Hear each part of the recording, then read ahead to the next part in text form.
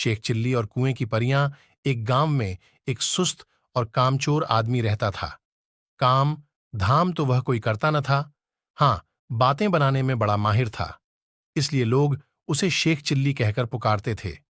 Sheikh chilli के घर की हालत इतनी खराब थी कि महीने में 20 दिन चूल्हा नहीं जल पाता था। शेख चिल्ली की बेवकूफी और सुस्ती की सजा उसकी बीवी को भी भुगतनी पड़ती और भूखे रहना पड़ता। एक दिन शेख चिल्ली की बीवी को बड़ा गुस्सा आया। वह बहुत बिगड़ी और कहा, अब मैं तुम्हारी कोई भी बात नहीं सुनना चाहती, चाहे जो कुछ करो, लेकिन मुझे तो पैसा चाहिए। जब तक तुम कोई कमाई करके नहीं लाओगे, मैं घर में नहीं घुसने दूंगी। यह कहकर बीवी ने शेख चिल्ली को नौकरी की खोज में जाने को मजबूर कर दिया। साथ में रास्ते के लिए 4 रूखी सूखी रोटियां भी बांध दी।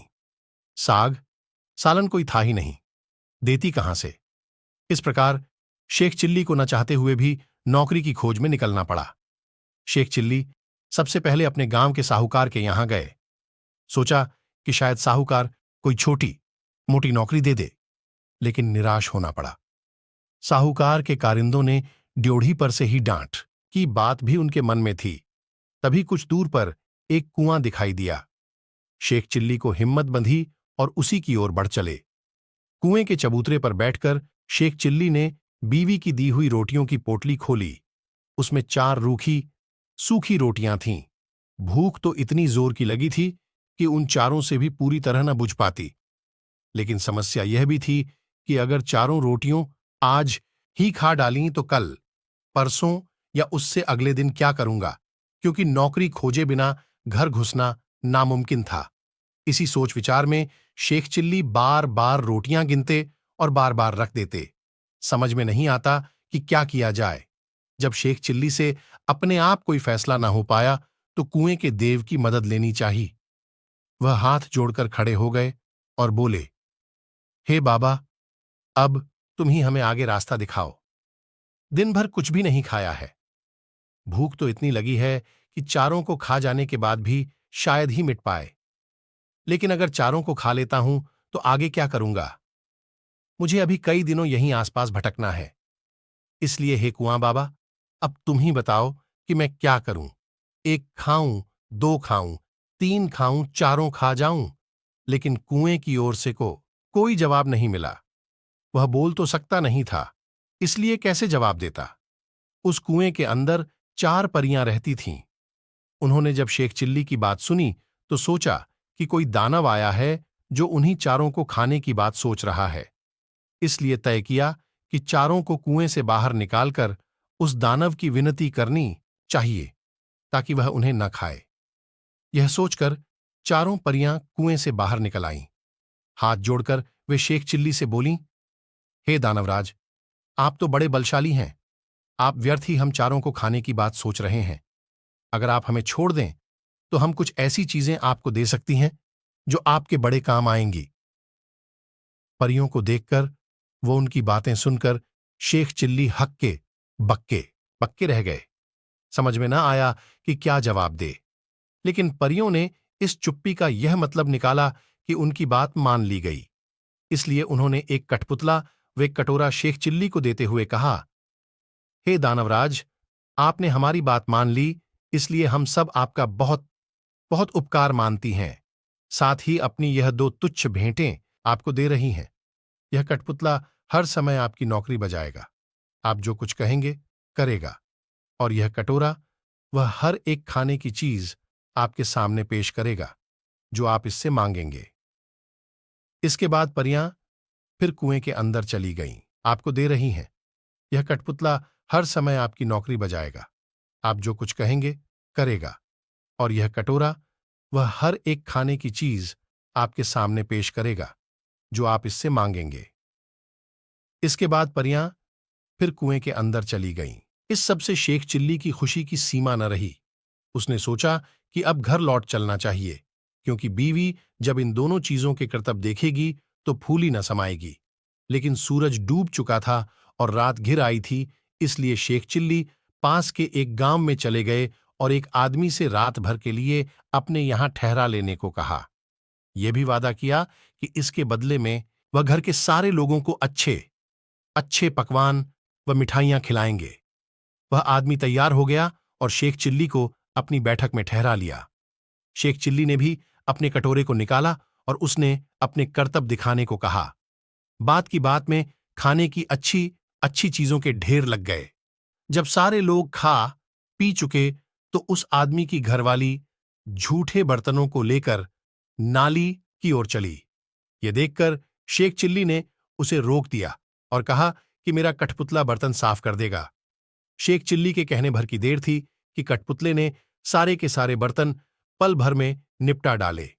शेख चिल्ली के कठपुतले और कटोरे के यह अजीबोगरीब करतब देखकर गांव के उस आदमी और उसकी बीवी के मन में लालच आ गया। शेख चिल्ली जब सो गए तो वह दोनों चुपके से उठे और शेखचे के कटोरे व कठपुतले को चुराकर उनकी जगह एक नकली कठपुतला और नकली ही कटोरा रख दिया। शेख चिल्ली को यह बात पता न चली। सवेरे उठकर उन्होंने हाथ मुंह धोया और दोनों नकली चीजें लेकर घर की ओर चल दिए। घर पहुंचकर उन्होंने बड़ी डींगें हाँकी और बीवी से कहा, भागवान, अब तुझे कभी किसी बात के लिए झींकना नहीं पड़ेगा। न घर में खाने को किसी चीज की कमी रहेगी और न ही कोई काम हमें तुम्हें करना पड़ेगा। तुम जो चीज खाना चाहोगी मेरा यह कटोरा तुम्हें खिलाएगा और जो काम करवाना चाहोगी मेरा यह कठपुतला कर डालेगा। लेकिन शेख चिल्ली की बीवी को इन बातों पर विश्वास न हुआ। उसने कहा, तुम तो ऐसी डींगे रोज ही मारा करते हो, कुछ करके दिखाओ तो जानू से जवाब दिया और कटोरा व कठपुतले में शेख चिल्ली ने तब अपने करतब दिखाने को कहा। लेकिन वह दोनों चीजें तो नकली थीं, अतः शेख चिल्ली की बात झूठी निकली। नतीजा यह हुआ कि उनकी बीवी पहले से ज्यादा नाराज हो उठी। कहा, तुम मुझे इस तरह धोखा देने की कोशिश करते हो। जब से तुम घर से गए हो घर में चूल्हा नहीं जला है। कहीं जाकर मन लगाकर काम करो, 2 जून तो खाना नसीब मिले। इन जादुई चीजों से कुछ नहीं होने का। बेबस शेख चिल्ली खिसियाए हुए से फिर चल दिए। वह फिर उसी कुएं के चबूतरे पर जाकर बैठ गए। समझ में नहीं आ रहा था कि अब क्या किया जाए। जब सोचते सोचते वह हार गए और कुछ भी समझ में न आया तो उनकी आंखें छलछला आईं और रोने लगे। यह देखकर कुएं की चारों परियां फिर बाहर आईं और शेख चिल्ली से उनके रोने का कारण पूछा। शेख चिल्ली ने सारी आपबीती कह सुनाई। परियों को हंसी आ गई।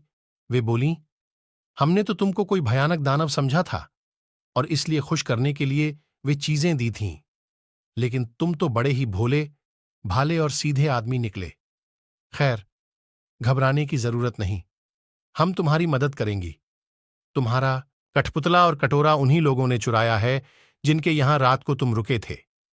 इस बार तुम्हें एक रस्सी व डंडा दे रही है। इनकी मदद से तुम उन दोनों को बांध व मारकर अपनी दोनों चीजें वापस पा सकते हो। इसके बाद परियां फिर कुएं में चली गईं।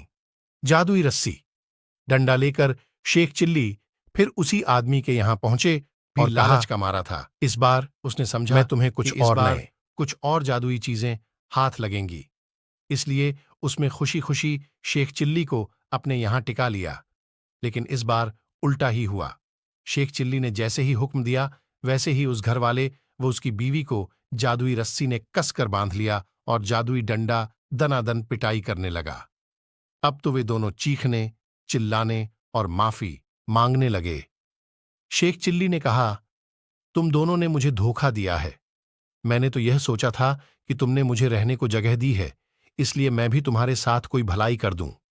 लेकिन तुमने मेरे साथ उल्टा बर्ताव किया, मेरे कठपुतले और कटोरे को ही चुरा लिया। अब जब वे दोनों चीजें तुम मुझे वापस कर दोगे, तभी मैं अपनी रस्सी व डंडे को रुकने का हुक्म दूंगा। उन दोनों ने झटपट दोनों चुराई हुई चीजें शेख चिल्ली को वापस कर दीं। यह देखकर शेख चिल्ली ने भी अपनी रस्सी व डंडे को रुक जाने का हुक्म दे दिया। अब अपनी चारों जादुई चीजें लेकर शेख चिल्ली प्रसन्न मन से घर को वापस लौट पड़े।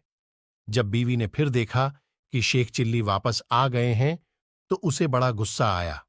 उसे तो कई दिनों से खाने को कुछ मिला नहीं था, इसलिए वह भी झुंझलाई हुई थी। दूर से ही देखकर वह चीखी, कामचोर, तुम फिर लौट आए। खबरदार, घर के अंदर पैर न रखना, वरना तुम्हारे लिए बेलन रखा है।